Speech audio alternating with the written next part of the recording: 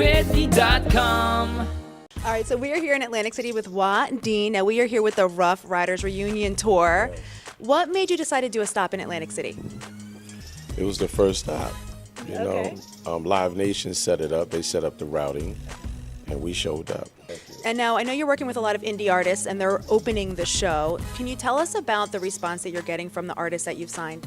Well, we get getting good feedback. You know, every city we go to, a lot of people is hitting us up on social media to find out, well, who is these artists? Okay. Ruff Ryders is back. You know, they want to see where which direction we're gonna go. Right. We're gonna be diverse. We're gonna do the old and the new. We're gonna mix it up. We're gonna always respect the pioneers' music as well as the new generation's music. Okay. So I have my son, Lil Waah. He's 14. He's getting ready to put out a song called Foreign. That's gonna be nice. I shot it in Miami, the video, so we'll be launching that soon. And then I got Kadir Latif. He's like a black activist, hip hop iconic artist. Okay. That he's put out HNIC song, and he got great response, over 1 million, 2 million hits for that song.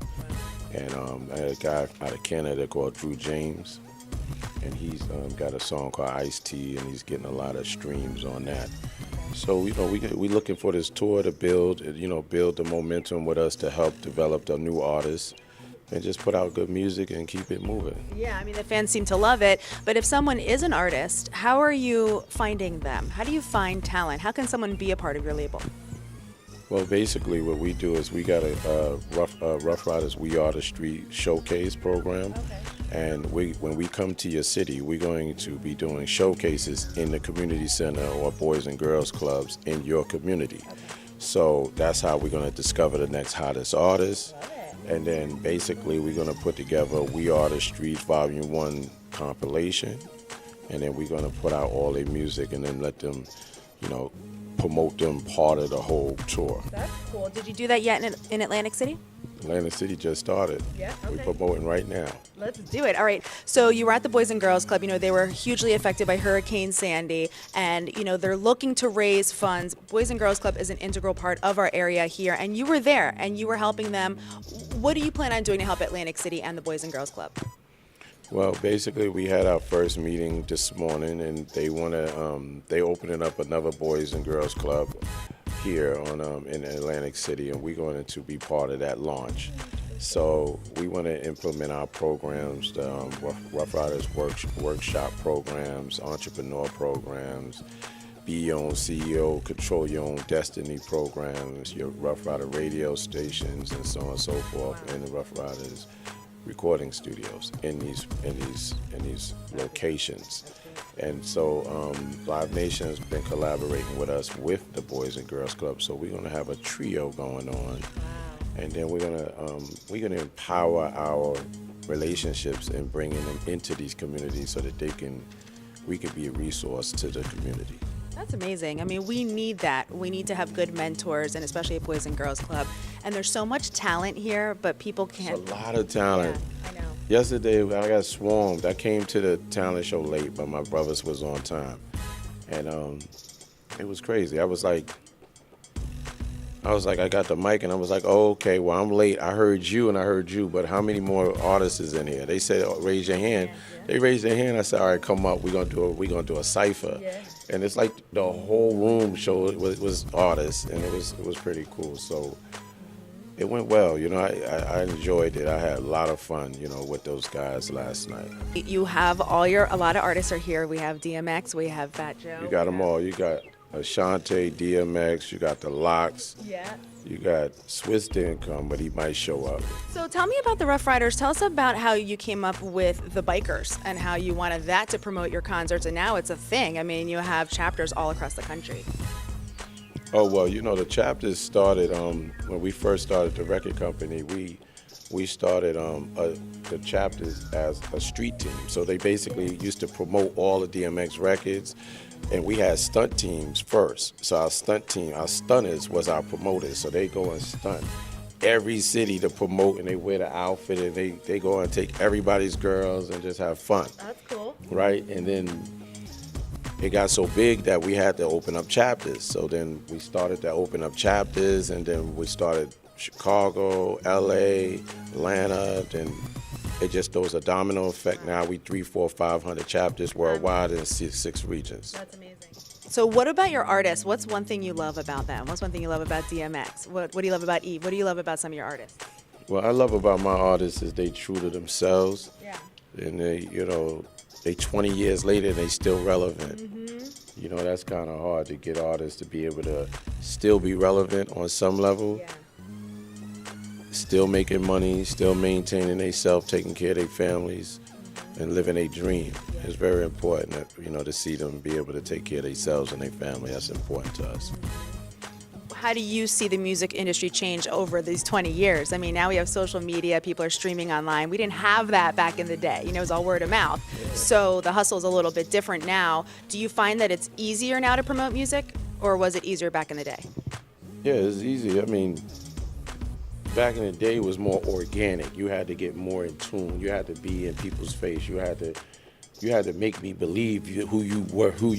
You know what I'm saying? Now, the social media, is good, and it's a gift and a curse. You can put on a facade. You can perpetrate who you are, but you're really not who you are, and that's kind of like don't turn into transparent transfer. Don't turn into sales. Yeah. Okay. So you see them online, and you got a million hits, but you ain't making no money. Yeah, that's interesting. And nobody won't buy your stuff. Why? Because they just a fast food generation. Mm-hmm. So they were like, yeah, I like all your hits, but I'm not gonna support you. Right. When we went out, we had organic fans. Yeah. So our fans moved with us no matter what. They supported what we supported, and they spent the money with us, and we gave back to them too. Wow, this right. generation, you can have how many hits you got on your joint? Oh, I got 1 million hits. Well, Right. you need to turn that 1 million hits into $1 million. Well, what advice can you give them for that? Well, basically, how you're gonna have to do that is you're gonna have to set up a platform where that the artists can get out more, come out on tours and be able to have their own products and flea markets and things happening where they can make money. Yeah. And then don't do social media just to do it for the hype. Do it for the hype, but do it with business structure. Yeah. So if you're gonna put out a single or you're gonna put out your music, make sure your business is set up so your fans can actually engage into your products and everything else. That is smart. All right. So you don't just be making hype for the record labels to see if they can come and give you a record deal. You don't need the record deals no more. You really just have to do what you have to do to support your situation. That's it. Is there any artists out there now that you wish would have worked with you or that you would like to work with? What, new or old? Yeah, new or old. Is there anybody you're like, damn, I wish that, they signed with me? I don't have no regrets, Yeah. Okay. Artists, any artists that come out when they supposed to come out was meant to be to come out with whoever they were supposed to come out with. Yeah. We had 50 Cent. So 50 Cent was my brother. 50 Cent came to my brother. But then I didn't know that. So my brother was like, nah, we ain't gonna do that because they had that beef with the Herb Gotti and all of. And we got their friends, so we friends, so we never did it. So that 50 Cent thing, if he wasn't that close, we would have it would have went down. You know what I'm saying? But 50 went on and he did his thing, had success. Big up to 50, he did his thing. So, we had no regrets. We know we the hardest in the streets. We the strongest brand that you can see 20 years later that's still in existence. And we feel we only one hit away from making it happen. Yes. That's all it is. And I mean, your son is part of this too, so I'm sure he's going to continue the legacy for you. Yeah. Does he want to do that? He don't have no choice. Yeah, he's doing it.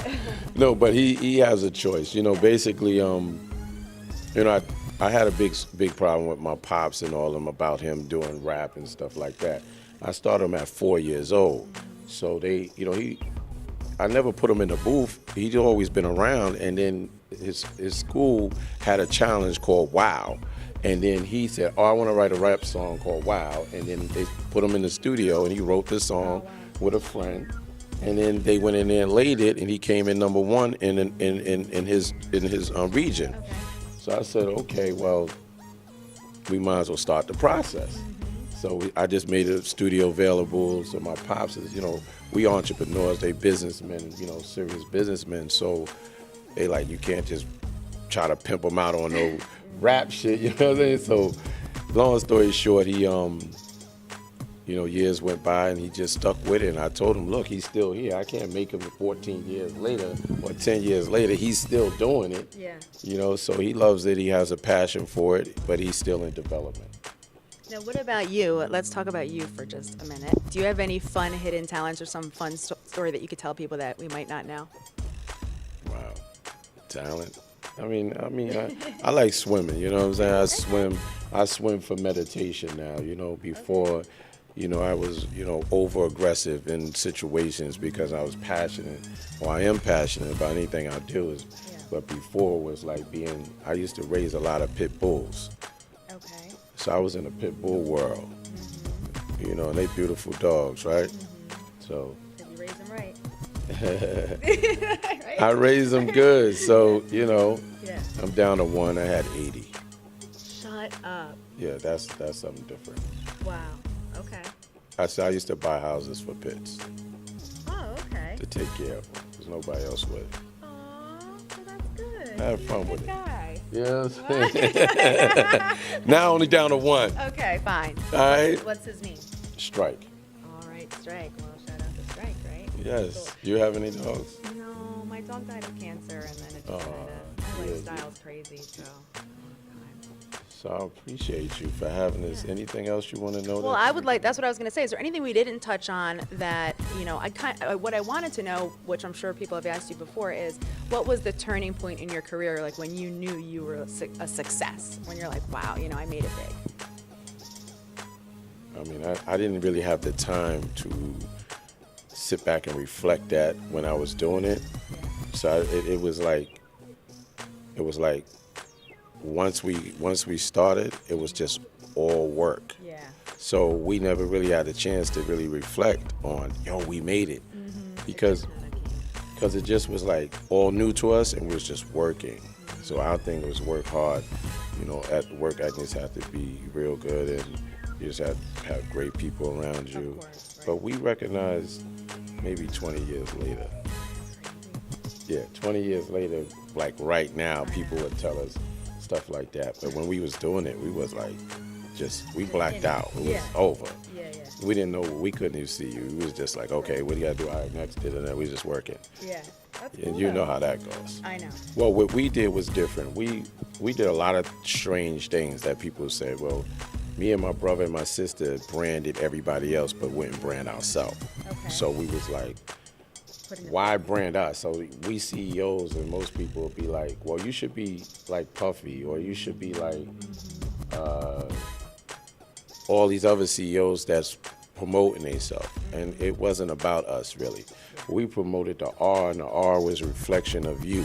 You was part of us and it wasn't really no face. Now, you know what I'm saying? So Yeah. we have a brand that we was building. But in terms of the brand, though, you have all these independent artists, and okay, so like DMX, he goes away to jail, or different people do things. Does that affect you as the Ruff Ryders organization? Do you think no publicity is bad publicity? Like, what are your thoughts on when your artists aren't always the best in the news? Well, my artists, that's what the beauty about artists, we like is that you get to be who you are. Yeah. I don't, X is who we are. We accept them as our brother. And if it's good, bad, and ugly, everybody has a good, bad, ugly in their family, you know what I'm saying? You can't shake them. See, we don't have artists, we have family. Yeah, okay. See, once you become Ruff Ryders, you become a family. That's right. So we take your good, bad, and ugly with us. We support you even if you don't want us to support you. Wow. Yeah, so we do that on a different level. I love that. Well, I love the fact that you're supporting Atlantic City and that you're performing here in Atlantic City. It's great. You're part of our... Down tonight. I just left out there. It's on and popping. We're expecting You gonna about- come on the stage? You want me to? I will. Money, power, and respect, baby. Hey. All All right, guys, we just talked with the CEO of Ruff Ryders. This is Waah Dean, and we are going to be performing on the Atlantic City Beach for the Ruff Ryders reunion tour. Check out our interview, and thank you so much for watching GoToWhitney.